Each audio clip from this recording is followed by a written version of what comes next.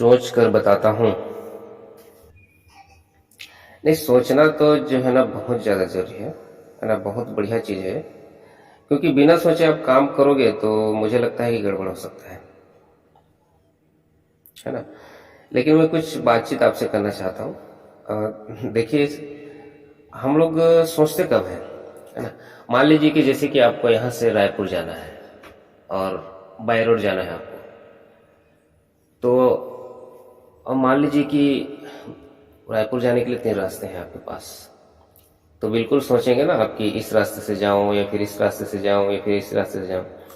लेकिन मान लीजिए कि आपको रायपुर जाने के लिए एक ही रास्ता है और आपको रायपुर जाना ही है ना। तो आप क्या करेंगे? सोचेंगे क्या?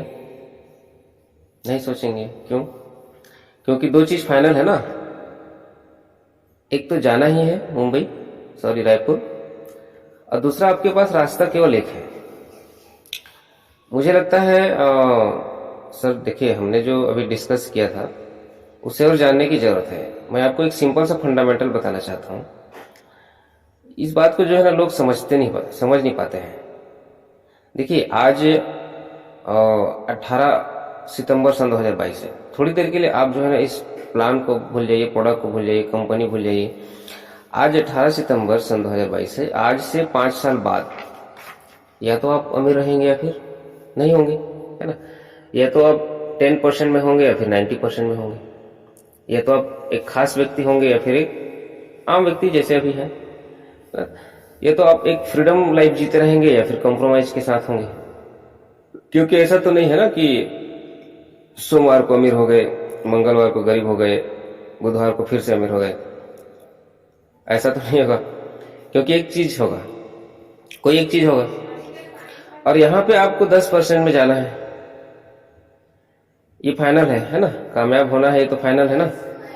सर, मुझे आज की तारीख में आप मुझे कोई रास्ता बताइए जिससे अगले 5 साल में इतना पैसा कमाएंगे कि आप 10% में पहुंच जाएं, यानी कि 2 लाख 3 लाख रुपए महीने के कमाते रहें।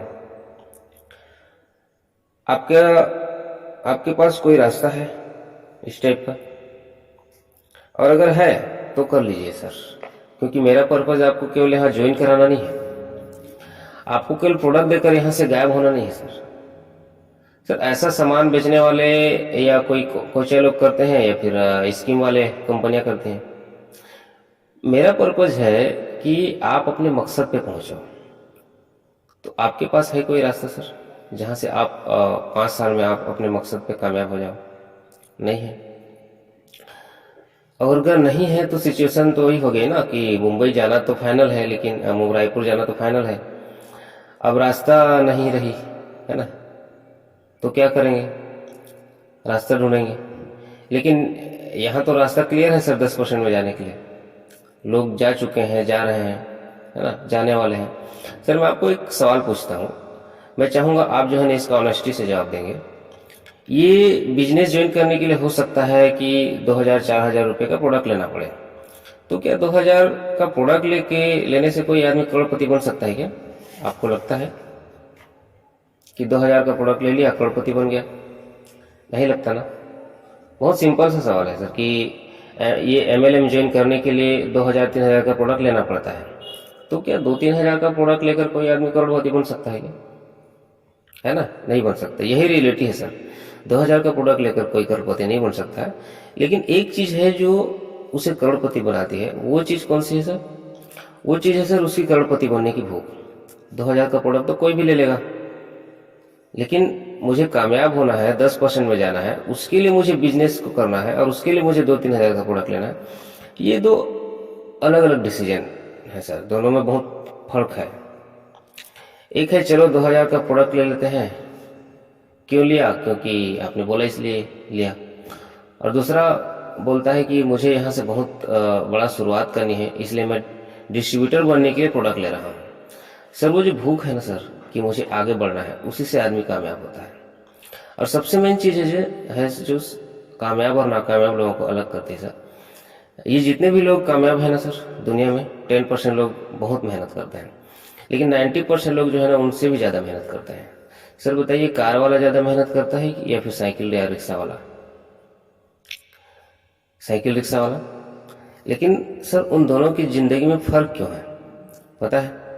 10% लोगों में एक क्वालिटी होती है सर, वो क्वालिटी है डिसीजन मेकर, डिसीजन पावर। उनके सामने में जब भी कोई मौका आता है वे फैसले लेते हैं सर।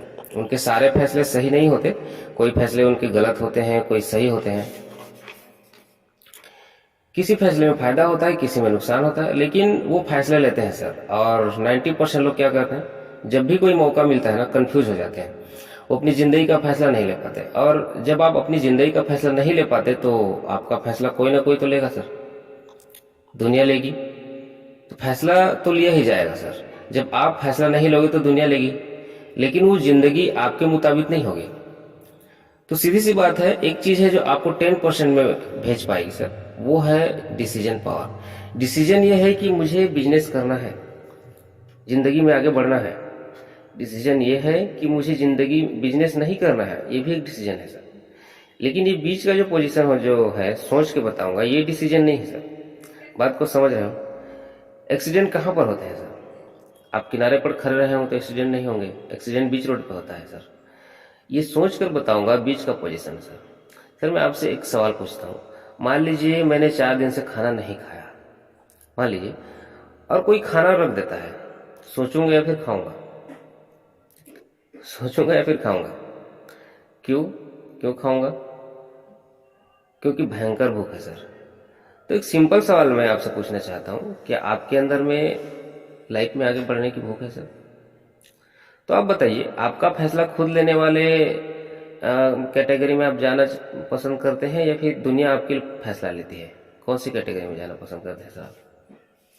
आप नो बोलेंगे, कोई दिक्कत नहीं है, लेकिन डिसीजन लीजिए सर। यस लीजिए, नो लीजिए, कोई भी बात नहीं है, बट बीच में मत रहिए। बताइए sir, what is your decision?